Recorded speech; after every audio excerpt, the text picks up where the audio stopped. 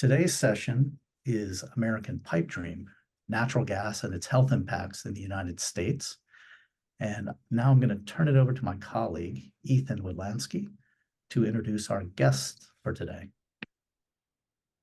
Hey folks, happy to be here, and I'm very excited to introduce our two panelists for today.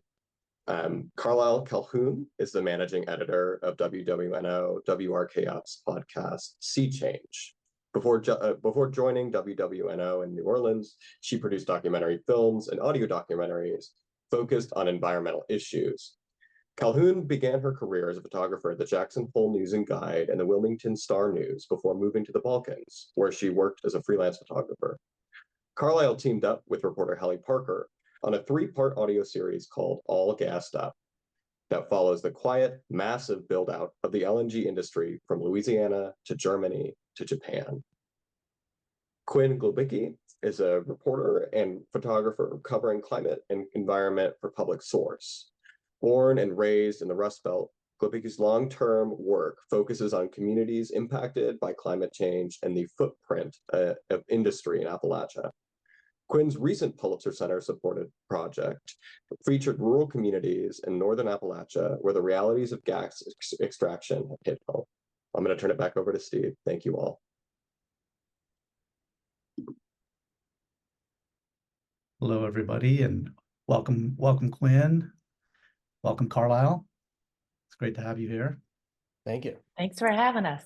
Yeah. Well, both of your projects really expose sort of the enormous scale of the global expansion of LNG, as well as the really big impacts, not just on local communities, but also on the planet and our future climate.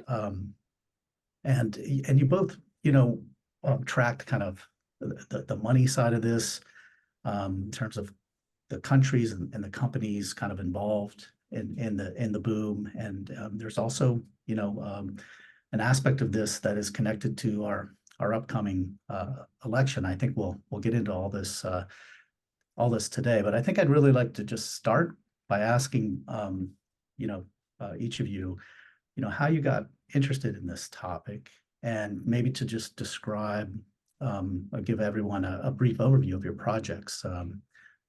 Carlyle, can we start with you? Sure. Yes. Thanks for having us. I'm excited about this conversation. And so I'm based in New Orleans. I am working remotely right now. I don't actually live in a cabin in New Orleans, but I'm normally in New Orleans. And over the last few years, Louisiana has really become ground zero for this LNG build out. And LNG stands for liquefied natural gas. And so we have 5 of the country's 8 export terminals there now. And as Ethan mentioned, this has really happened super fast and pretty under the radar until recently. So I was talking with Hallie Parker, who's a coastal reporter with WWNO and also co-host of Sea Change, and we were discussing the issue. And the more we talked about covering it and how we would look at the issue, the more we realized this, local story that we were seeing impacts and hearing from people about the impacts. We really needed to understand to understand it, we needed to travel to understand the global connections. And so with the Pulitzer Center support, we produced a 3-part series called All Gassed Up. And part 1, we call the Carbon Coast. And that comes from one of the main people that we spend time with who said, we have the East Coast, the West Coast, and we have here the Carbon Coast. So we spend a lot of time in this very rural parish called Cameron Parish. It now has 3 of the LNG export terminals with more, potentially on the way. And it's really a dramatic. We see a dramatic transformation of that very rural parish. And so we kind of we look at that and ask the question, is this LNG build out worth it? Part 2, we go the German connection. We follow the gas to Germany until Russia invaded Ukraine. Almost half of Europe's gas came from Russia. It was cheap. The deal worked until it didn't. And then, Europe, it was a confusing time. Europe hit Russia with a bunch of sanctions. There was a cutting off of the gas. There was a Nord Stream explosion. A lot of things made European countries go, we want off Russian gas, and so they started looking for a replacement, and that is where US LNG comes into the picture. So we spend time in Germany understanding this new relationship. And then part three, we go to Japan, which the title of that episode is called The Sugar Daddy of LNG. We were trying to find I don't know, a little quippy way to explain Japan's long role in financing the LNG industry since it's the beginning days. And it's now, the biggest investor still in LNG. They were the biggest importer until China just overtook them. But Japan now, what the big reveal in that episode is kind of their big global playbook for expanding LNG around the world.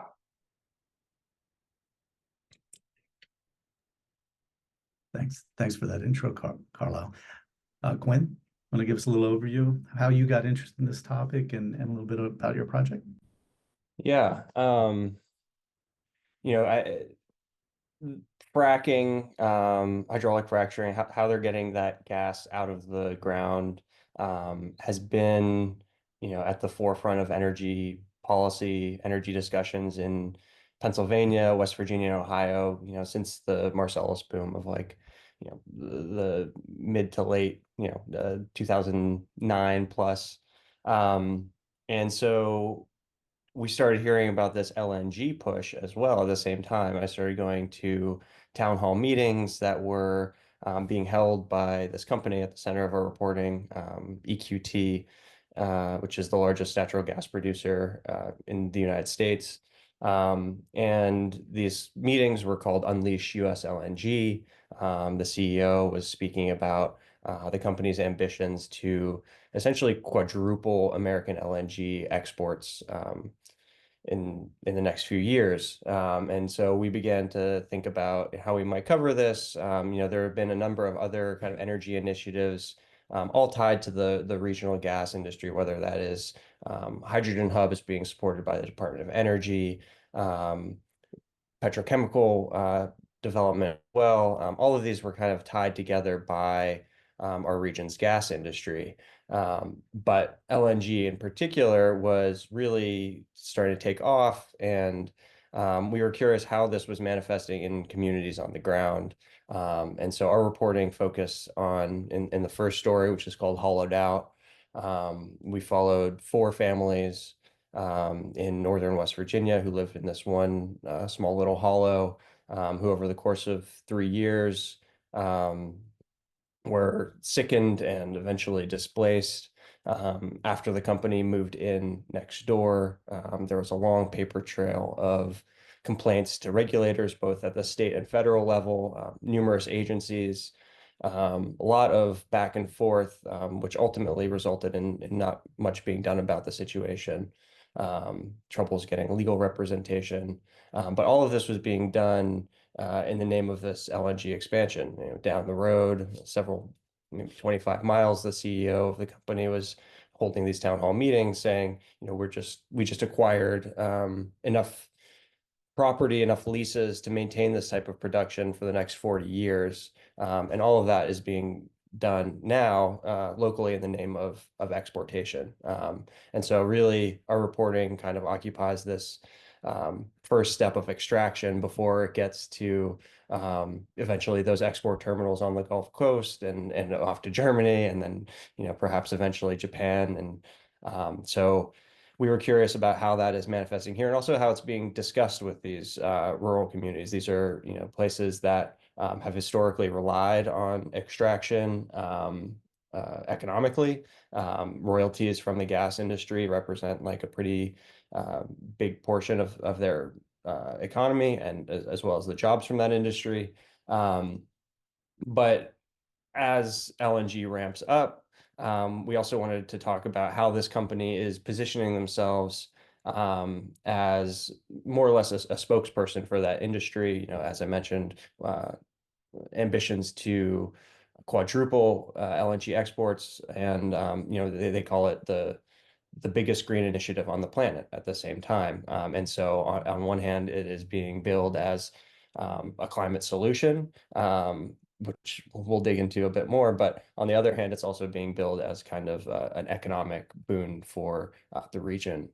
But our reporting revealed that, you know, there are these communities caught in between that, which really face kind of the brunt of the health impacts, whether that is related to air or to water or some of these financial arrangements as well. Yeah, thanks for that, Quinn. I really encourage, if anyone watching hasn't, or listening hasn't checked out these two projects, please go check them out. It really, both projects really bring home, the impacts on the local communities, but also give you like a really interesting and for me, I learned a lot about the industry and how it operates at both a local level, but also the sort of global kind of strategies or ambitions. And I think we're sort of until recently the kind of growth of the global gas industry really has sort of flown under the radar. And it was news to me hearing that the U.S. was the largest exporter of LNG. So there's a lot of maybe for us opportunity here to kind of look at how did we get here? What are some aspects of the rapid growth and expansion that what are some of the things that have driven that expansion? Would either of you like to tackle that? Yeah, I'll jump in from kind of the beginning days of, yeah, you're right. We have become the world's largest exporter of LNG super fast. Like about 8 years ago, we exported almost zero, and now we're number one. So it's been super fast, and that really began. Even in the early 2000s, we were looking to build import terminals, and we were building import terminals so that the U.S. could import natural gas because we were worried about our supplies. But then, of course, we get better with new technology. We get better at fracking, and people probably remember the fracking boom that was, really covered. And in the beginning, in our first episode, we used archival of President Obama saying, excited, we are the Saudi Arabia of natural gas. We've got a lot of it. And it wasn't only the oil and gas industry that was excited about this, even environmental groups were saying, hey, it's better than coal. And so there was this, with this huge glut of gas, the industry was looking for more places to sell it. We've got the pipelines here that could take natural gas across the country, but they're thinking, well, what can we do? We've got all of this gas. How can we sell it to other places? And that's, really where the export terminals began construction. The first one opened in 2016 on the Gulf Coast. And the process then LNG has been around a long time, but it hasn't really been a big industry. And so then at that time, we began liquefying it, which means you supercool it, take it from a gas, turn it into a liquid so that you can put it in tanks on ships and ship it around across the world. So it really has happened very quickly. One real quick question from someone in the audience. Once it's shipped across the world and it's in tanks, how is it mostly being used? Is it stationary energy, or what are the uses? So when it gets over there, let's say Germany, we went to their first import terminal there, which is actually like a floating tank. It's a portable one. So they say, when we don't need your gas anymore, we can get rid of it. But it's an old tanker that's become stationary. And when the gas gets there, they reheat it, taking it back from a liquid into a gas. Then it goes pipelines across Europe, and it's used for both industrial and for heating people's homes. Thanks for that, and thanks for the question from the audience. Please keep the questions coming. Quinn, I'm wondering if you can give us some. I think in your reporting, the company that you profiled was very, I remember there was a part of your reporting that talked about the promotion of the gas fracking and expansion in that area. Even led to people wearing hats that said Marcellus over Moscow. And I'm just sort of wondering, what is the Russian-Ukraine connection and sort of how does that play into this expansion that we're experiencing today? Yeah. So, I mean, once Russia invaded Ukraine, there was this big frenzy among European countries to seek other suppliers of gas. I mean, Russia was probably the biggest supplier of a lot of European nations. I remember, Carlyle, your reporting in Germany certainly seemed to suggest that. And these companies, well, this company in particular hopped on that immediately. We started exporting more and more gas. Prices were really high, and the industry sought to capitalize upon that. And so, yeah, at these meetings, very local meetings at the county fairgrounds, for example. People were being handed out hats that said Marcellus over Moscow. And when the CEO, his name's Toby Rice, got up there, he called it freedom gas. He says, we're eliminating Putin's influence on the world stage and replacing petrodictators with freedom gas. And so there's this kind of dialogue going on that exists in parallel to kind of the climate claims that are being made. But really from like a geopolitical stance, there are, and I think, Biden said a similar thing whenever in your reporting, Carlyle, I think you guys included a soundbite of Biden saying, we are going to export, we are going to save Europe in this moment. And that was true for a while. There was a real crisis, but European countries have these renewable energy targets as well, and so those are increasingly at odds with their importation of American gas, and increasingly we're seeing that those countries are starting to wean their way off of fossil fuels, and some of these arrangements that they've engaged in with American gas exporters are going far into the future. And so those might extend past those targets as far as emissions that these European states are making. And so there's this real kind of back and forth as far as where the gas is going and where those emissions are going to be counted, and also those geopolitical concerns as well. Yeah, there's and Quinn, I was just going to note in your reporting, and something we talked about too is it's interesting seeing what members of European Parliament are now saying. Yes, there was truth to that. U.S. LNG came and did help European countries get off Russian gas, and even environmentalists in Europe, they say many that we spoke to say we should have gone the route of investing in more renewables, but maybe as a backup, we did need some of that, and we would rather buy U.S. LNG than Russian gas. So that was kind of the option that they took. But now a lot of MPs, European Parliament members, 60 of them sent a letter saying, okay, yes, thank you for your LNG in the beginning, but now don't use us as your excuse for this global expansion of natural gas.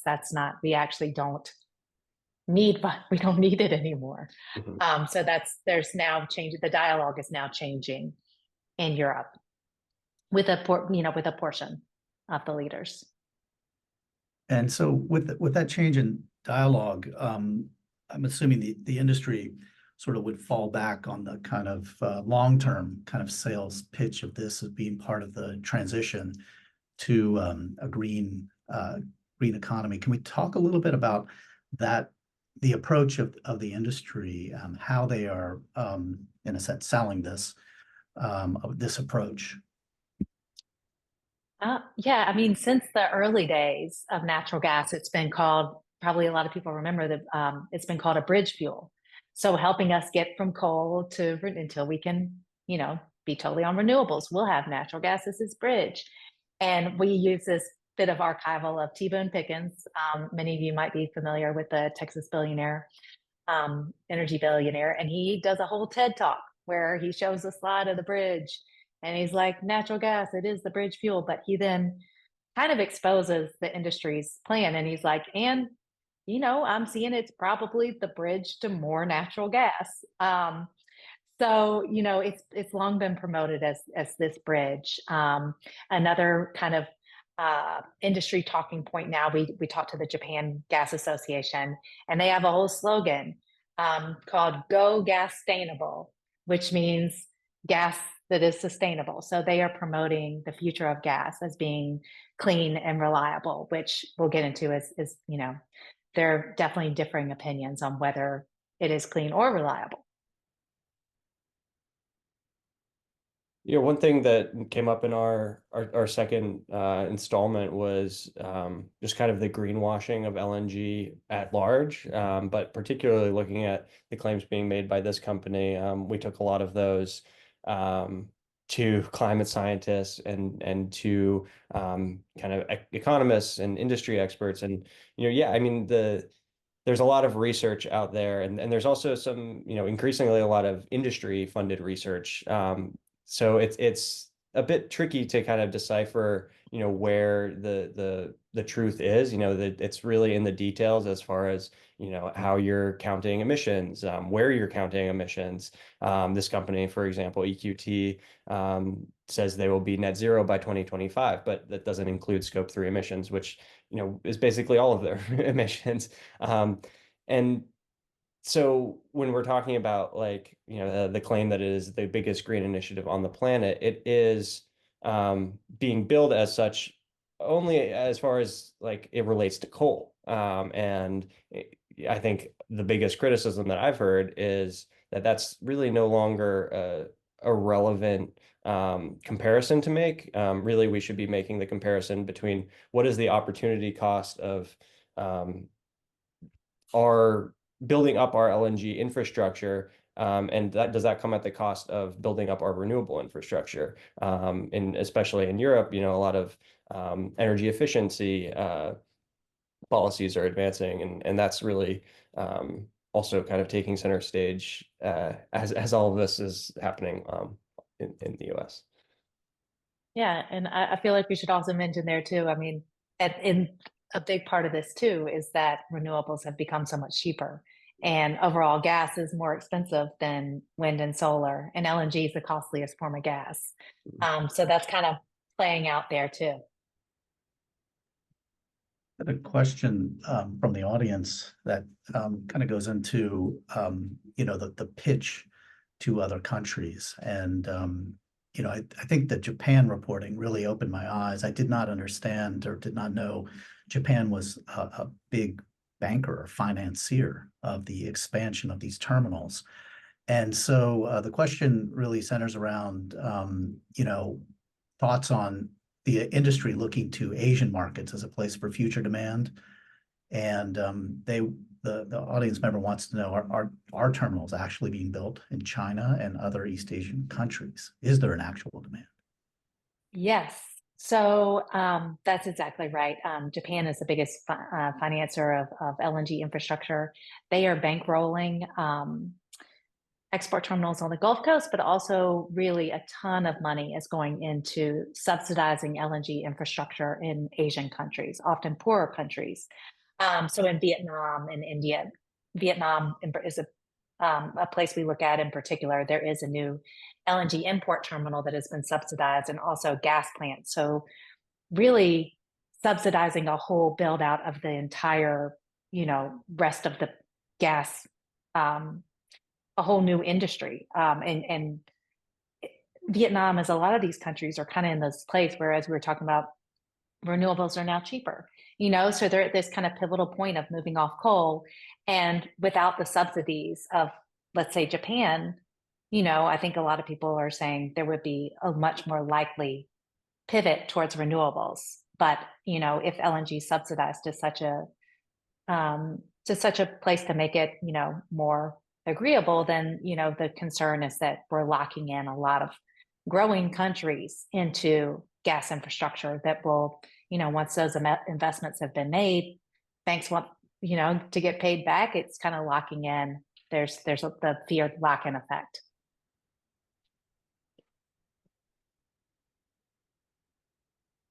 Another question was centered around kind of the health impacts or environmental impacts of LNG terminals in ports or near water. I'm not sure if either of you are reporting may have looked into that, but I just throw that one out there. So air quality is definitely an issue that we are looking at. And I've mentioned at the top, we spend a lot of time in this rural parish called Cameron Parish, which is in the southwest corner of the state, right on the Texas border. And there are actually no state or federal air monitors in the parish. So the data that the state the data available is from self-reporting from companies and from actually one resident that we spend a lot of time with, John Allaire, who's a retired environmental engineer, and he has a special flare camera set up. So he documented thousands of permit violations in their first year. Venture Global, I'm talking about the company Venture Global, that's less than a mile from where he lives. And they also self-reported many violations as well. So that's when flaring, which is like the burning off of chemicals, that there is a permit. And the point was made, a permit is a permit to pollute. So Venture Global has a permit to release 3.9 million tons of these toxic chemicals, but they were vastly exceeding that. And actually asked Louisiana Department, asked for their permit to be, instead of fixing their operational problems, asked for their permit to allow for more flaring. Over 800% more flaring is what they've asked for their permit to be changed to allow. So there's a lot of there's people were complaining about what people were noting that their health had changed since these LNG export terminals opened. A guy we spent some time with, a shrimper, accepted a payout, and he moved his family away because they were very concerned about their health and had a lot of coughing and headaches, and his wife had a heart attack. So there's definitely health concerns for the communities around these export terminals. Water quality, we didn't find a ton of data about that, but a lot of shrimper, this area has a oil and gas history, but it also has a huge seafood. It used to be one of the biggest, if not the biggest, seafood port in the country. So there's still a lot of shrimpers there, and they have complained a lot. They've noted a lot of just dredging muck being dumped into the marshes, which impacts their shrimping. So there's a lot of concerns. Please keep your questions coming. We'll really appreciate them. And Quinn, I'm wondering, listening to Carlyle talk about, the companies exceeding, what they're allowed to emit. Did you find similar situations in your reporting in Western Pennsylvania where, they exceeded the allowable emissions and then requested, more headspace on their operation? Yeah, I mean, what Carl was talking about as far as the terminal, that exists all the way up the chain of production to the well pads where it's being pulled out of the ground. As far as the kind of like airborne pollutants, your VOCs, your HAPs, and all of the kind of hydrocarbons that exist in the air at that point source of pollution exist here in Appalachia as well. But the big difference is that we don't have one massive terminal where those are coming out in millions of tons per year. But what we do have is kind of a diffuse network of well pads. If you look at a map of the well pads and their horizontal verticals that extend underneath the ground, pretty much the whole the intersection of Ohio, Western Pennsylvania, and northern West Virginia is completely covered at this point, and more is on the way. But what that results in is rural areas where you have pockets of air pollution from these well pads, and a topography and regional weather patterns that trap those close to human breathing level. And you noted that, Carlyle, there were no real air monitors at this big, huge, massive state-of-the-art facility, which is super surprising. But even more so here, like there's no real oversight of that as far as air monitoring is concerned. The State Department of Environmental Protection in both Pennsylvania and West Virginia, they will come out, they will respond to complaints, but for the most part, they're not using any type of advanced equipment, no type of hydrocarbon imaging cameras like a FLIR camera. As far as those state agencies go when they respond to these, they're really just kind of going out and smelling the air and looking for visible emissions. And if they don't see anything, they're leaving. Some of when the EPA comes in, they do tend to use the FLIR cameras, and that's kind of when things start to be more noticeable. But even in this situation in northern West Virginia, where these four families live, it was up to advocacy organizations to image that.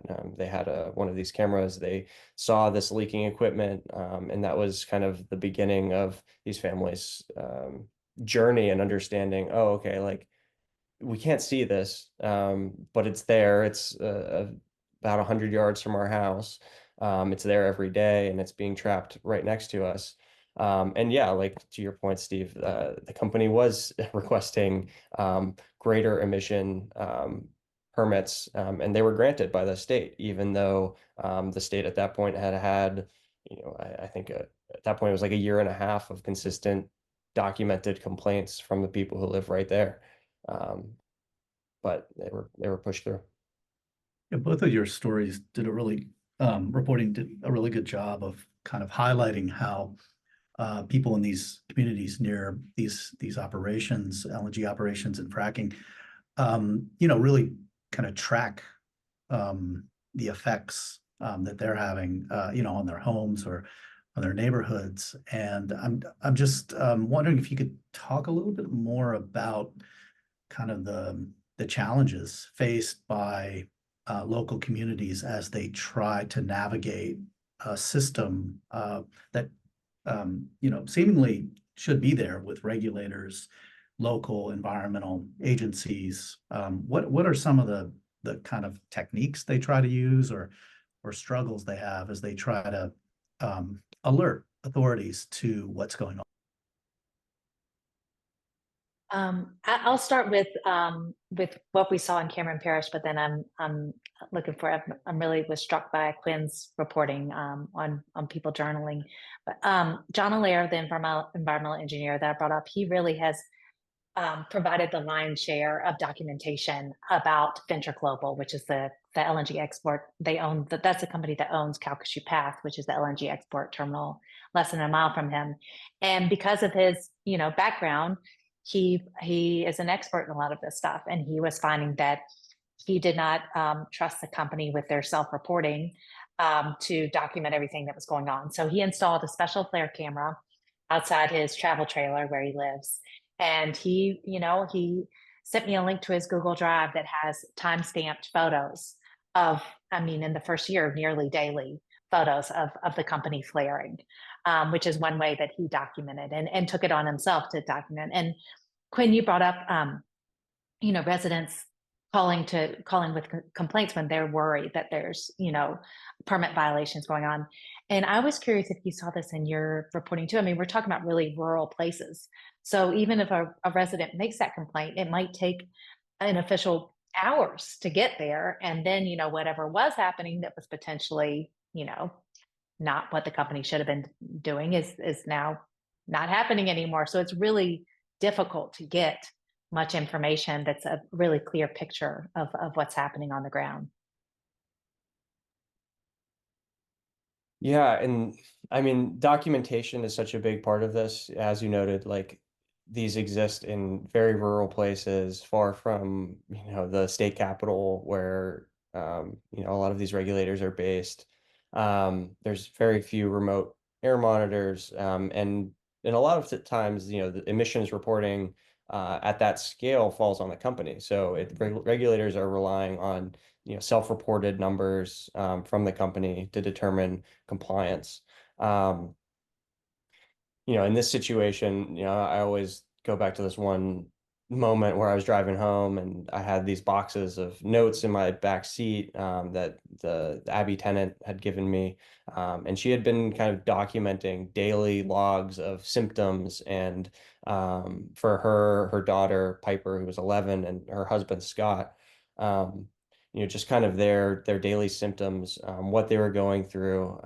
Those notebooks showed over a 5-month period, 50 times, at least 50 times, where the family had fled in the middle of the night in their Jeep to just kind of go on a drive for hours just to get clean air. And these aren't like kind of mild symptoms either. I mean, we're talking about kind of neurological effects as far as twitching or phantom stings. We're talking about like really intense respiratory problems, aching limbs, like kind of just like this onslaught of we talked to a lot of experts who pointed to these as what did they call them?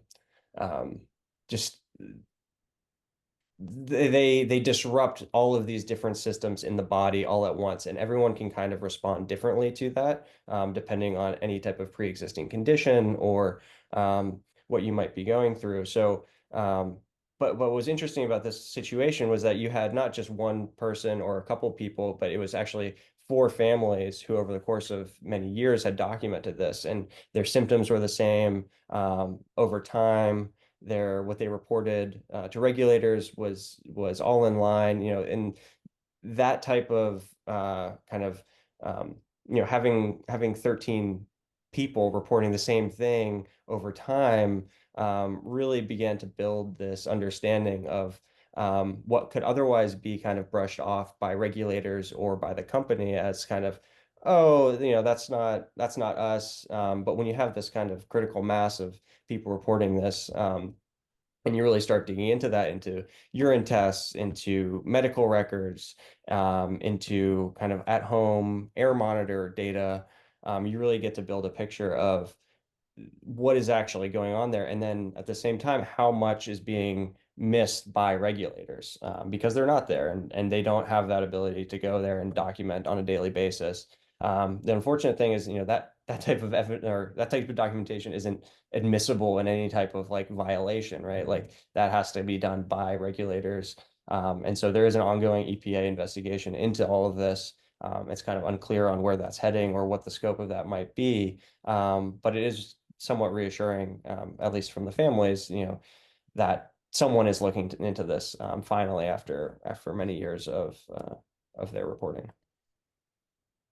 Got a question from an audience member that's related, I think, to this, and that is, and it may be both of you in your reporting project came across this.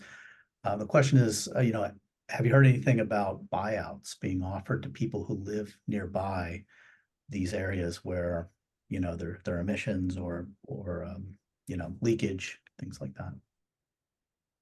Yeah, one of the people that we spend time with in the first episode in Cameron Parish, Travis Dardar, who is a shrimper in the area, and he lived similarly close to Calcasieu Pass, the LNG export terminal, and he's become one of the most vocal critics of the LNG industry, what it's doing to shrimping, what it's doing to the coast, and also concerns for its impact on climate.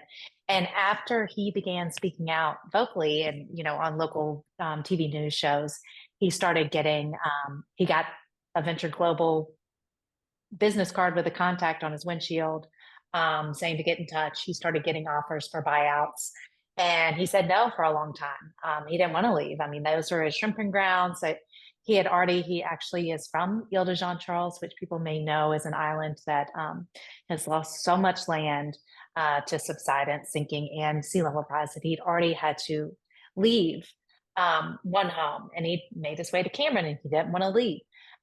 But he was concerned for his kids and his wife's health, and his wife's health turned for the worse. She had a heart attack, and at that point, he accepted their buyout offer. So they are offering some buyouts. We didn't hear about a ton of them.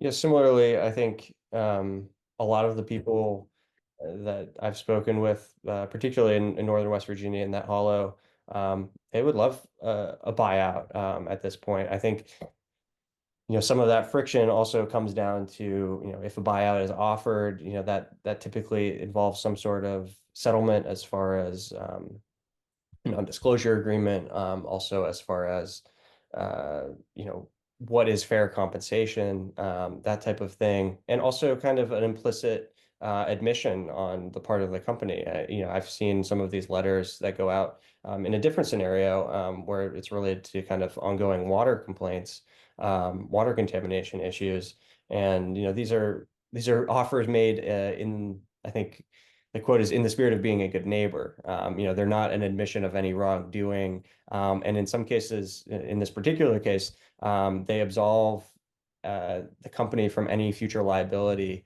whether, as far as,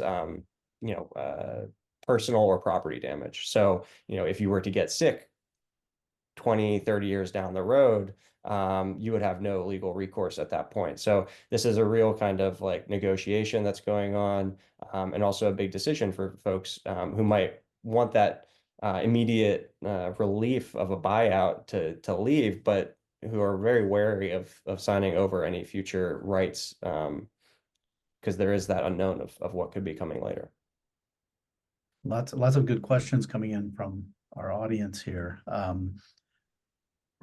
Staying on the kind of health impacts, one question is, where are the public health agencies in all this?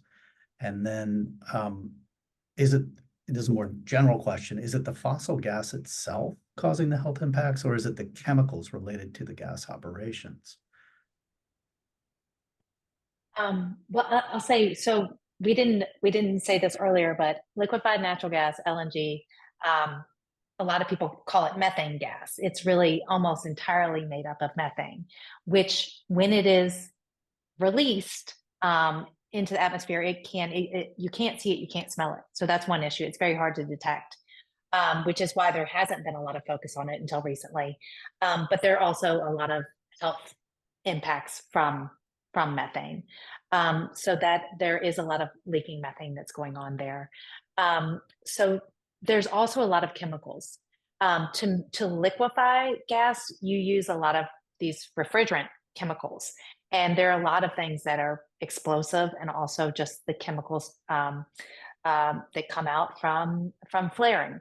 So a lot of this is, yes, the fossil gases, methane is not good for the climate. It's not good for health. And also the chemicals used in this. And so all of those things are problematic for health and the climate and the environment.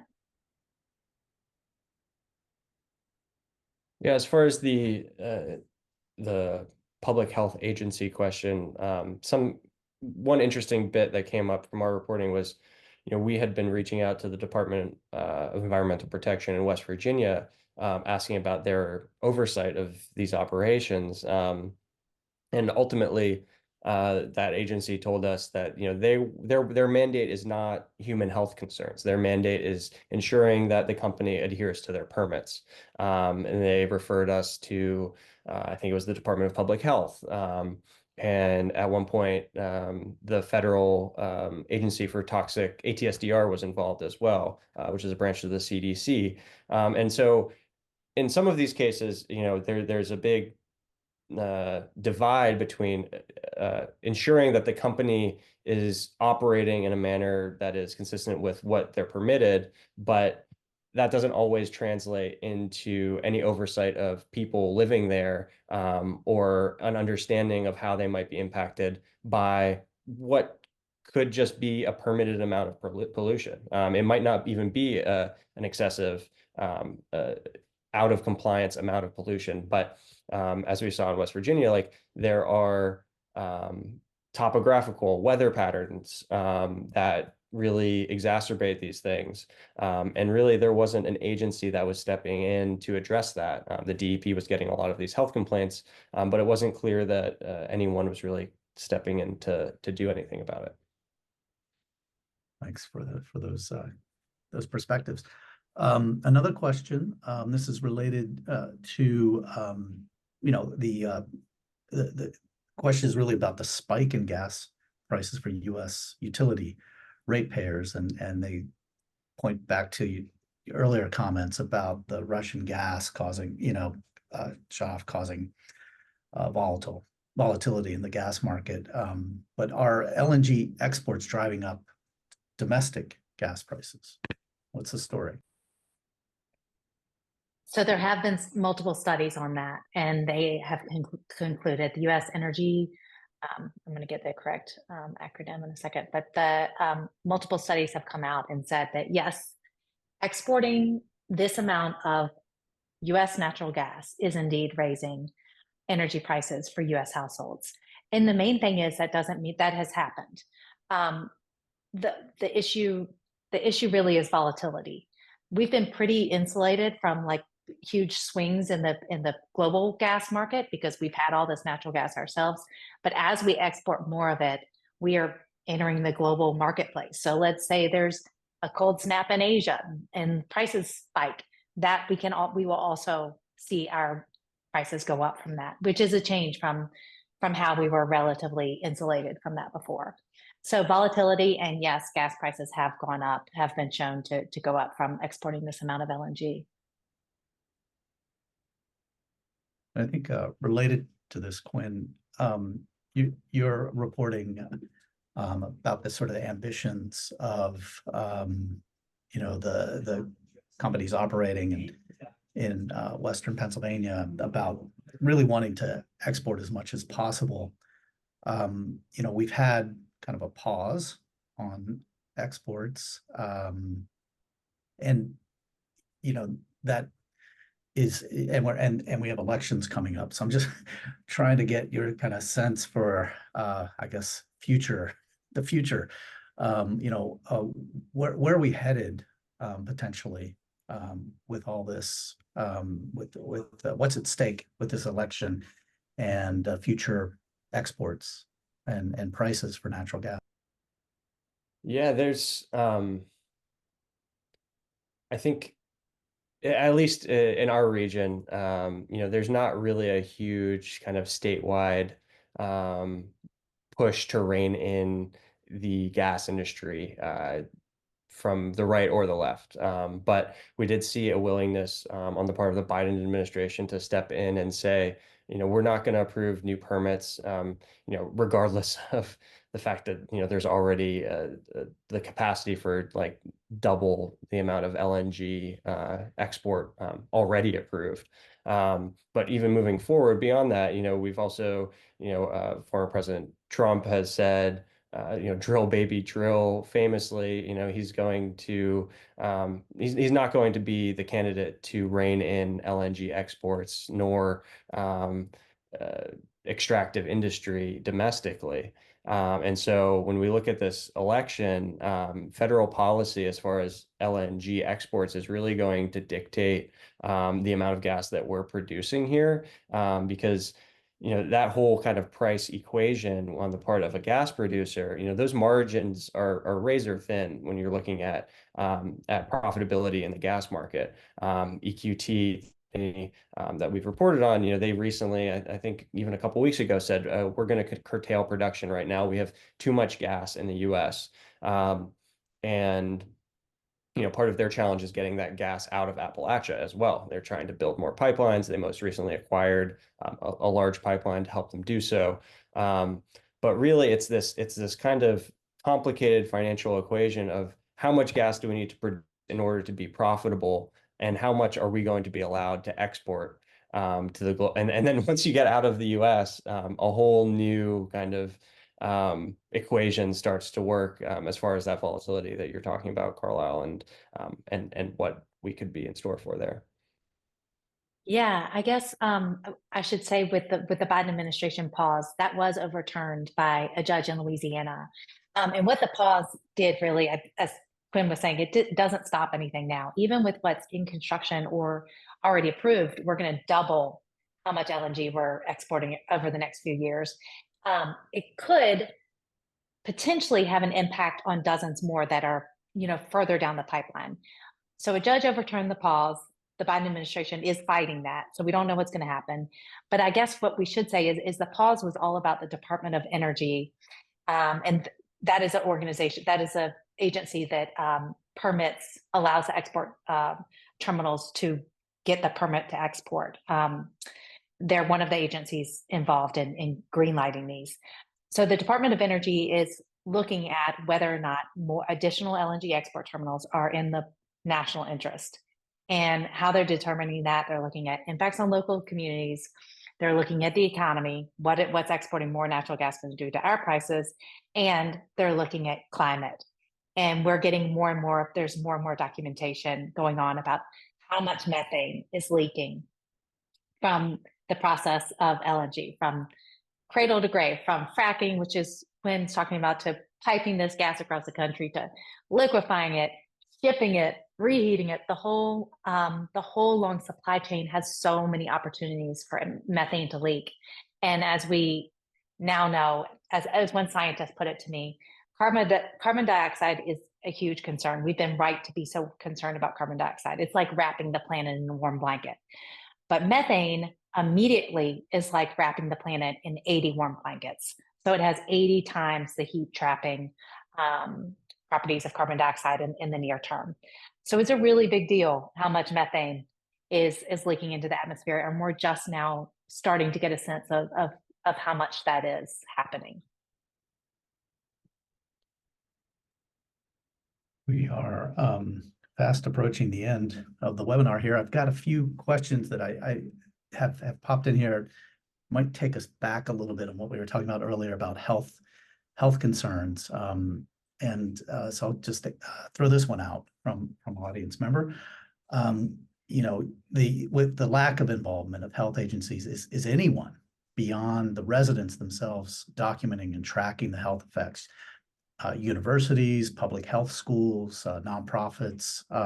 Have you seen any of that in your reporting? Yeah, there's been a lot of movement towards funding these studies. The University of Pittsburgh just came out with a few last fall that showed, an increased rate of certain types of cancers the closer you live to extraction points, to well pads, high incidences of asthma, really just as far as respiratory and cardiovascular health, as far as your likelihood of getting cancer, like those are all increased the closer you live to these things. And given that it's the same, I don't know how much has been done on LNG terminals, given they're so new, but one can reasonably expect that it's the same chemicals that are being processed at these facilities. It's the same volatile organic compounds. It's the same methane. It's the same gas. And so at something of that scale, one can reasonably expect that to be consistent there as well. Yeah, exactly. There has been a lot of research on these chemicals. Just because it's in a new format in the export terminals, doesn't change that these chemicals do certain things to human health. There has been more, there are definitely organizations involved in trying to get more information. I believe there were some efforts to get more air monitors on the ground. I think there's a question whether the state will allow non-state funded air monitors for that data to be taken into account, whether they will use that information or not. Okay, one more question here, again, jumping around a little bit, but in terms of companies involved, are there U.S. corporations or any, are there significant foreign investors in the U.S. projects besides Japan? Yes, so that's what we found out when we hit the ground in Germany, is that Germany is also a big financer of export terminals on the Gulf Coast. Which was a surprise. And even the people we spoke to over there, the German government has also, even German-owned banks, government-owned banks have been involved in the financing of these export terminals. That amount of money does pale in comparison to Japan's investments, I should say. But yes, there are other countries that are bankrolling the expansion on the Gulf Coast. And also, as one guy, as an environmentalist put it in Germany, he said it's like a domino game. We are helping finance these export terminals. We're signing these long-term contracts that lock us into buying US LNG for 20 years, which creates more demand, more gas fields will be open, more drilling, and locking in fossil fuel infrastructure that the market and climate goals are kind of, it could be on its way out. And this is kind of locking in that future emissions. One more question. In all the reporting that you did, is there any local economic benefits for any of these families that you saw in your reporting? I will say these export terminals were definitely sold to parishes in Louisiana with jobs and investment in community and being a good neighbor. There are lots and lots of construction jobs at the beginning, over 1,000, maybe a few hundred permanent jobs. There's questions about how many of those went to locals and are going to locals. There are also enormous tax breaks given to these companies. So some of these companies are paying 0 in property taxes, which, over the course of 10 years, they will, because of those exemptions, they will not be paying billions that would otherwise go to the state and local communities. Yeah. And here, just to close it out, I think people are getting royalties for signing their mineral rights over to these companies. But, kind of ironically, it was those royalty payments from the company that ultimately allowed these families to leave, to buy a new home and to relocate after they were sickened. So the quote that sticks with me is, "The same devil that bought this place paid for that place." All right. Well, we're going to have to end it there. I want to thank everyone who joined us today online. Special thanks to Carlyle and Quinn for taking time to share their reporting and this fascinating conversation here. Thanks everyone again for your questions. And many thanks to my colleagues behind the scenes, especially Ethan Witlansky, who helped produce this webinar. We appreciate all of you in our audience for joining us